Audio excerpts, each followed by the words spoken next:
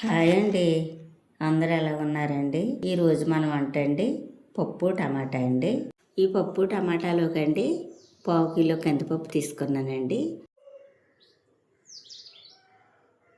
ఇప్పుడు పప్పు నీట్గా కడుక్కుందామండి.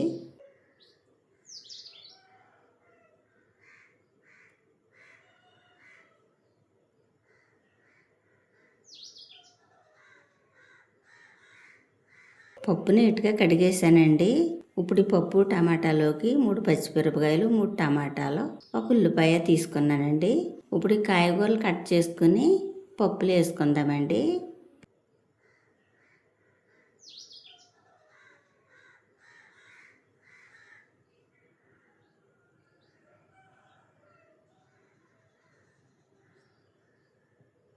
కొంచెం కొత్తిమీర, కరివేపాకు వేసుకుందామండి. ఒక అర స్పూన్ పసుపు, ఒక అర స్పూన్ కారం, రుచికి సరిపడగా కళ్ళుప్పు వేసుకుందామండి. పప్పు త్వరగా ఉడుకుతుంది. కొంచెం ఆయిల్ పోసుకుందామండి. కొంచెం నీళ్లు పోసుకుందామండి. పప్పు టమాటాలోకి వేయవలసినవి అన్నీ వేసేసానండి. ఇప్పుడు పొయ్యి మీద పెట్టుకుందామండి.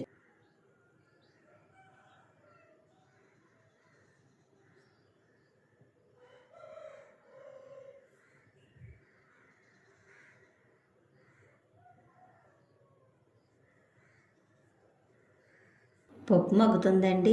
పప్పు మగ్గే లోపల చింతపండు నానబెట్టుకుందామండి. చిన్న నిమ్మకాయ సైజ్ చింతపండు తీసానండి. ఇప్పుడు ఈ చింతపండు నానబెట్టుకుందామండి.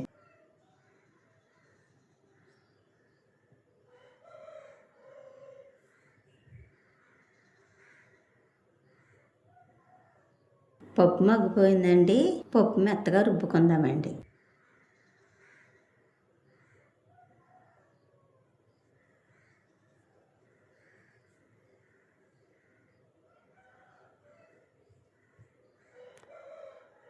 పప్పు మెత్తగా రుబ్బేసానండి. ఇప్పుడు చింతపండు పులుపు వేసుకుందారండి.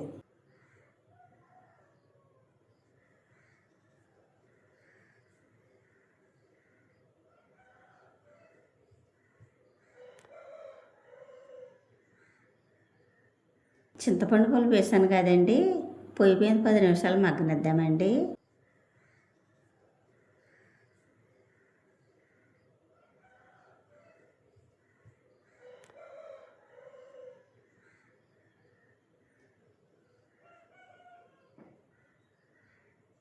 పప్పు టమాటా రెడీ అయిపోయిందండి. ఇప్పుడు తాలింపు వేసుకుందామండి.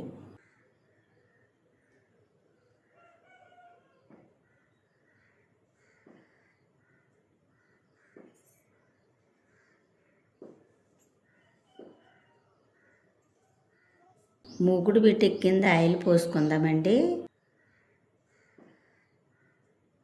ఆయిల్ ఎక్కిందండి. వెల్లుల్లిపాయలు, మినపప్పు, శనగపప్పు, ఆవాలు వేసుకుందామండి.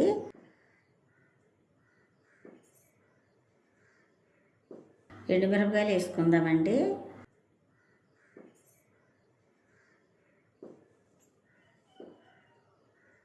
ఒక స్పూన్ జీలకర్ర వేసుకుందామండి. కొంచెం కరివేపాకు వేసుకుందామండి.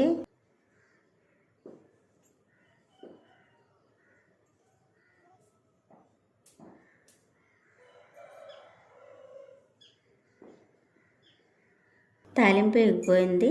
పప్పులో వేసుకుందామండి.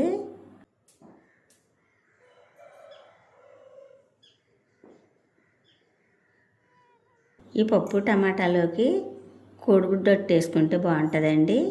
ఇప్పుడు కోడిగుడ్డు వేసుకుందామండి.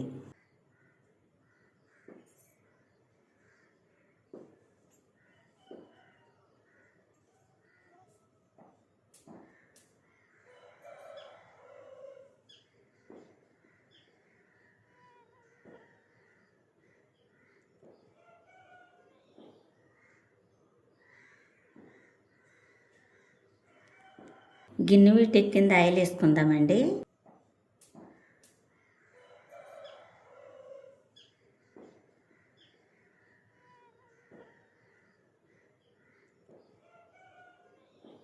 ఆయిల్ పెట్టెక్కింది. ఇప్పుడు కోడిగుడ్డు వేసుకుందామండి.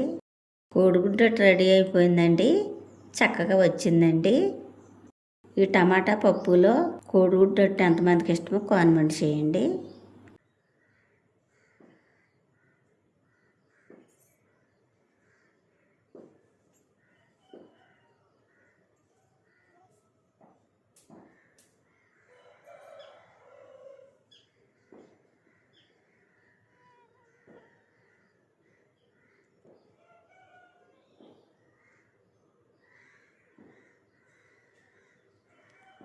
ఈ అన్నం ముద్దలో కోడిగుడ్డు పెట్టుకుని తింటే చాలా బాగుంటుందండి.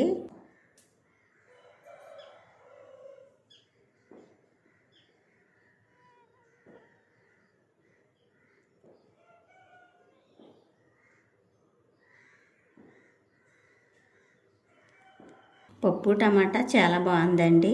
చాలా రుచిగా ఉందండి. మా వీడియో కనుక నచ్చితే లైక్ చేయండి. మరో వంటలో మళ్ళీ కలుసుకుందాం. Bye bye.